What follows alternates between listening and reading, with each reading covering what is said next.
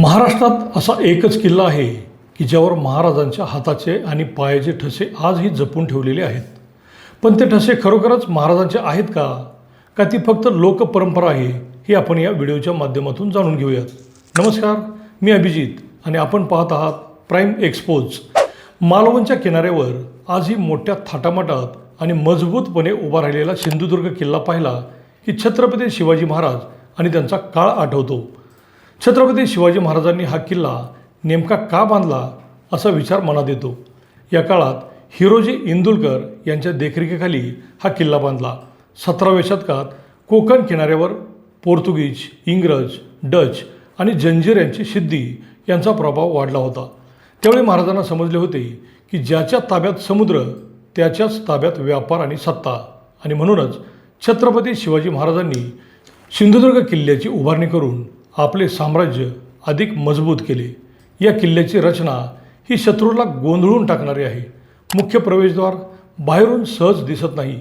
भक्कम तटबंदी आणि मोठे बुरुज, समुद्राच्या लाटा आणि तोफांच्या माऱ्याला तोंड देईल अशी त्याची बांधणी आहे. आजही पर्यटक मालवणला गेल्यानंतर या किल्ल्याला भेट दिल्याशिवाय येत नाहीत. गेली अनेक वर्षे अतिशय दिमाखात उभा असलेला हा सिंधुदुर्ग किल्ला आपल्या पुढच्या पिढीला छत्रपतींचा इतिहास सांगतो आहे. छत्रपती काय होते या किल्ल्याकडे पाहिल्यानंतर आपल्या सहज लक्षात येते, सिंधुदुर्ग हा केवळ दगडांचा किल्ला नाही, तो छत्रपती शिवाजी महाराजांच्या दूरदृष्टीचा, सागरी सामर्थ्याचा आणि स्वराज्याच्या अभेद संरक्षणाचा जिवंत पुरावा आहे. किल्ल्यामध्ये गोड्या पाण्याच्या विहिरी, धान्य कोठारे, मंदिरे आदींसोबत सैनिकांसाठी अनेक आधुनिक सुविधा निर्माण करण्यात आल्या आहेत. त्यामुळे किल्ल्याला बाहेरून दीर्घकाळ वेढा पडला तरी सैनिकांना महिनोन महिने पुरेल इतकं धान्य आणि पाणी याची सोय करता येते. आता प्रश्न पडतो तो इथे एका दगडी शिळेवर महाराजांच्या उजव्या हाताचा ठसा आणि डाव्या पायाचा ठसा आजही जतन करून ठेवला आहे. तो खरंच महाराजांचा आहे का?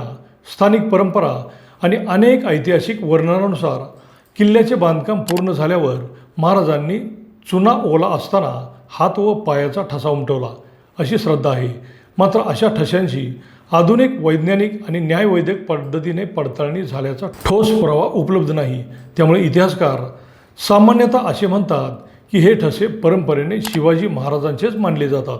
हे ठसे महाराजांचेच आहेत यावर ठोस पुरावा नसला तरीसुद्धा प्रत्येकजण हे छत्रपती शिवाजी महाराजांचेच ठसे आहेत असे मानतात. तिथले स्थानिक गाईडही हे छत्रपती शिवाजी महाराजांचेच ठसे आहेत हे प्रचंड विश्वासाने सांगतात. एकूणच स्वराज्याचे रक्षण करणाऱ्या या सिंधुदुर्ग किल्ल्यातील हाताचे आणि पायाचे ठसे हे छत्रपती शिवाजी महाराजांचेच आहेत असा प्रचंड दांडगा विश्वास प्रत्येक शिवप्रेमींना असल्यामुळेच आज प्रत्येकजण किल्ल्यावर गेल्यानंतर तिथं नतमस्तक होतो. तुम्हाला याबद्दल काय वाटतं ते कमेंटमध्ये लिहा आणि प्राईम एक्सपोज चॅनलला सबस्क्राईब करा. धन्यवाद.